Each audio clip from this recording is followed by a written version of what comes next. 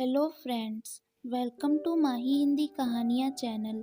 आज की कहानी है मेरा कान्हा खीर खाएगा पार्ट 7। अगर आपने बाकी के पार्ट्स नहीं देखे हैं तो हमारे चैनल पर जाकर देख सकते हैं। और अगर आपको यह कहानी पसंद आए तो वीडियो को लाइक ज़रूर करिएगा। धन्यवाद। राधा कुछ भी करके अपने घर वालों को पहली रसोई की रस्म के लिए मना लेती है। वह कहती, मैं बिल्कुल ठीक हूँ माँ जी, आप सबको कल के लिए बुला लीजिए। हेमलता सभी अपने रिश्तेदारों और मोहल्लों की औरतों को अपनी नई बहू की पहली रसोई की रस्म के लिए फोन से निमंत्रण दे देती है। अगले दिन राधा ने पहली रसोई के लिए खीर बनाई। उसने खीर में सब कुछ डाल दिया और खीर को पकने के लिए छोड़कर अपने कमरे में चली जाती। इधर राधा के जाते ही अवंती किचन में आकर खीर में उबले हुए अंडे मिला देती और खीर को हिलाकर पीछे के दरवाजे से चली जाती। किचन में 2 दरवाजे थे, एक जिससे सब लोग आया जाया करते हैं और दूसरा जिसका बहुत कम काम रहता है, इसलिए उससे कोई आया जाया नहीं करता। थोड़ी देर बाद राधा आती और खीर को सभी कटोरियों में परोस कर रख देती है। लगभग सारे मेहमान आ चुके थे। राधा बहू, तो क्यों ना पहली रसोई की रस्म शुरू की जाए, हेमलता राधा से कहती। राधा बोली, हाँ माँ जी, मैं खीर लेकर आती हूँ और सबसे पहले मैं अपने कान्हा को खिलाऊंगी।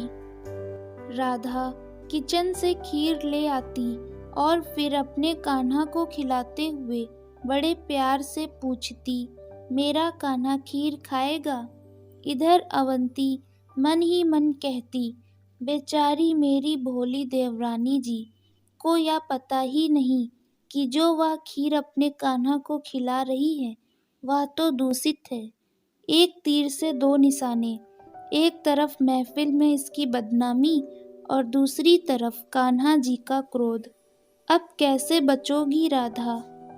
कान्हा को खीर खिलाने के बाद राधा ने वहां उपस्थित सभी लोगों में खीर बांट दी और कहा, अब आप इसे खा सकते हैं, मेरे कान्हा जी ने भोग लगा लिया है। मोहन राधा के पास आया और कहता, राधा 1 मिनट मेरे साथ कमरे में चलो, तुम्हें कुछ दिखाना है। मोहन जी, अभी कैसे? अरे चलिए ना, कहकर मोहन राधा को कमरे में लेकर चला जाता और वहां जाकर वह उसे सरप्राइज देता। मोहन ने कमरे को बहुत सुंदर तरीके से सजाया हुआ होता है। कमरा चारों तरफ गुब्बारे और लाइट से चमक रहा था। यह सब देख राधा कहती, यह सब किस लिए मोहन जी? वह इसलिए राधा जी कि जब सब लोग नीचे आपकी खीर की तारीफ करेंगे और अच्छे अच्छे गिफ्ट देंगे, तब हम लोग यहाँ अपना छोटा सा सेलिब्रेशन करेंगे।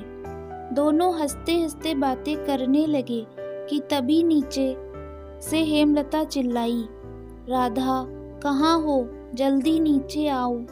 राधा के नीचे पहुँचते ही राधा ने देखा कि सासू माँ बहुत गुस्से में लग रही थी और वहाँ उपस्थित बाकी सब भी राधा की तरफ घूर घूर के देख रहे थे।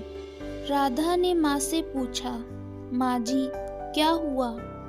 वही जो नहीं होना चाहिए था, राधा बहू, गुस्से से हेमलता बोली। लेकिन कुछ देर बाद हेमलता कहती, पता नहीं बहू, तुम्हारे हाथों में क्या जादू है, इतनी स्वादिष्ट खीर मैंने पहले कभी नहीं खाई। सिर्फ मैं ही क्या, यहाँ खड़े सभी लोग तुम्हारे खीर की तारीफ कर रहे हैं। वाकई बहू, तुमने साबित कर दिया कि तुम एक सर्वगुण संपन्न बहू हो। अवंती अपनी सासू माँ का यह रिएक्शन देख जल गई। वह मन ही मन सोचती, कि मैंने तो खीर में अंडा मिलाया था, तो फिर सब लोगों ने देखा क्यों नहीं? वहां उपस्थित सभी लोग राधा को पहली रसोई का नेक देने लगे। नेक में राधा को कोई सोने के कंगन देता, तो कोई चांदी की पायल, तो कोई पैसे। यह सब देख के अवंती बहुत जल गई और वह गुस्से से कमरे में चली गई। नेक देने के बाद सभी मेहमान अपने घर चले गए। राधा अपना सारा नेक लेकर अपनी सासू माँ के पास गई और कहती, माँ जी, इस नेक पर असली हक आपका है। बचपन में जब मेरी माँ थी तो वह हमेशा मुझे एक बात सिखाती थी कि जब हमें किसी काम में बड़ी सफलता मिलती है तो उस सफलता का कारण कोई अपना होता है, और मेरी अपनी आप है। मुझे पहली माँ जैसा प्यार आपने दिया है, तो इस सब पर हक आपका है। नहीं बहू, यह तुम कैसी बातें कर रही हो? मेरा हक कैसे हो सकता है? यह सारा नेक तुम्हें मिला है, तो इसकी असली हकदार तुम ही हो। बहू, यह सब तुम रखो। मैं अपनी बहुओं पर टोका टाकी नहीं करती, उन्हें मैं आजाद पंछी की तरह आजाद रखती हूँ। बहू, जाओ जाकर आराम करो, आज बहुत थक गई होगी, कहकर हेमलता वहां से चली जाती। इधर अवंती कमरे में बौखला रही थी और उसको एक ही बात खाए जा रही थी। खीर में मैंने अंडा अपने हाथों से मिलाया था, तो फिर लोगों को वह दिखा क्यों नहीं? क्योंकि दीदी, मैंने खीर बदल दी थी। अवंती ने पीछे मुड़कर देखा तो वहां राधा थी। राधा अपनी जेठानी से कहती, दीदी, आखिर आपने भी अपनी असलियत दिखा ही दी। मेरी माँ से भी ज्यादा चालाक निकली आप तो। खैर छोड़िए, यह लीजिए, खीर खाइए। इसमें अंडा बिल्कुल नहीं है, क्योंकि यह खीर मैंने कल रात को ही बनाकर फ्रिज में रख दी थी, क्योंकि मुझे आप पर शक था कि पहली रसोई की रस्म आप मेरी जरूर खराब करेंगी। अवंती कहती, तुम्हें मेरे बारे में पता कैसे चला? वो क्या है ना दीदी, माना मैं पढ़ी लिखी नहीं हूँ, पर लोगों के मन में क्या चल रहा है यह बात मुझे बहुत अच्छे से पढ़नी आती है। आप मुझे एक बात बताइए, कल जब मैं सबको चाय नाश्ता देने के लिए जा रही थी, तब आपने मुझे धक्का क्यों दिया था? अवंती घबराते हुए कहती, मैंने कहाँ धक्का दिया था तुम्हें? धक्का आपने ही दिया था, क्योंकि मुझे धक्का देने के बाद आप बहुत मुस्कुरा रही थी। इससे ही मैं समझ गई थी कि हो ना हो धक्का आपने ही दिया था, क्योंकि और कोई घर में ऐसा कर ही नहीं सकता सिवाय आपके। अपनी बकवास बंद करो और दफा हो यहाँ से। 1 मिनट दी, गलती आपने की और गुस्सा मुझ पर निकाल रही हो। क्या मिल जाएगा आपको मुझे नीचा दिखाकर? क्यों जलती हैं आप मुझसे? अवंती कहती, नफरत है मुझे तुमसे। समझ नहीं आता देवर जी ने ऐसा क्या देखा तुम में कि उन्होंने तुम जैसी अनपढ़ गंवार लड़की से शादी कर ली। दीदी, आपको पता है आपकी कमजोरी क्या है? वह यह है कि आप दूसरों को अपने आगे कुछ समझती ही नहीं। मेरी पिछली कहानी घर में किसी भी सदस्य से सुन लीजिएगा, सब लोग आपको बता देंगे कि कैसे मेरे कान्हा जी ने मेरे दुश्मनों को हराया है। इसलिए कह रही हूँ दीदी, सुधर जाइए। अभी सुधर जाएंगी तो आपके लिए बेहतर होगा, क्योंकि अगर वक्त ने सुधारा तो आप चाह कर भी कुछ नहीं कर पाएंगी। चलती हूँ दीदी, जो भी करना है आपको कर लीजिए। मैं आपकी हर चुनौती के लिए तैयार हूँ। और रही बात अनपढ़ गंवार होने की, तो मेरे मोहन जी मुझे अब रोज पढ़ाते हैं। और आप देखना, मैं अपने पैरों पर खड़ी होकर दिखाऊंगी। इतनी काबिल बनूंगी कि आप जैसे लोग मेरे बारे में साजिशें करते वक्त 100 बार सोचेंगे।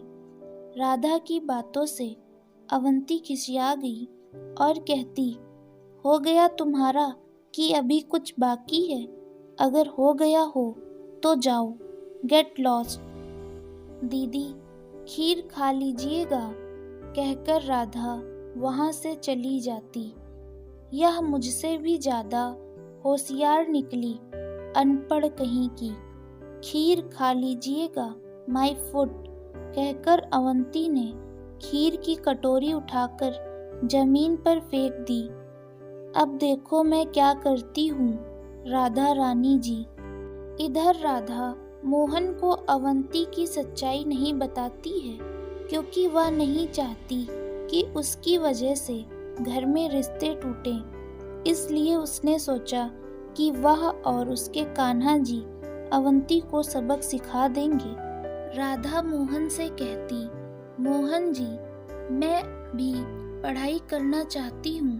पढ़ लिख कर मैं भी आपकी तरह सरकारी अफसर बनना चाहती हूँ। आप मुझे पढ़ाओगे ना? हाँ राधा जी, क्यों नहीं, क्यों ना शुरुआत आज से ही की जाए। पति पत्नी अगर एक साथ हो तो मजाल हो किसी की कि कोई उन्हें हरा सके। देखते हैं कान्हा की भक्त राधा अवंती को क्या सबक सिखाती है। आगे की कहानी हम आपको पार्ट 8 में दिखाएंगे। दोस्तों, क्या आप इस कहानी का पार्ट 8 चाहते हैं? अगर हाँ तो हमें कमेंट में बताएं, और आपको यह कहानी कैसी लगी हमें यह भी बताएं। चैनल पर पहली बार आए हैं तो इसे सब्सक्राइब जरूर करें। धन्यवाद।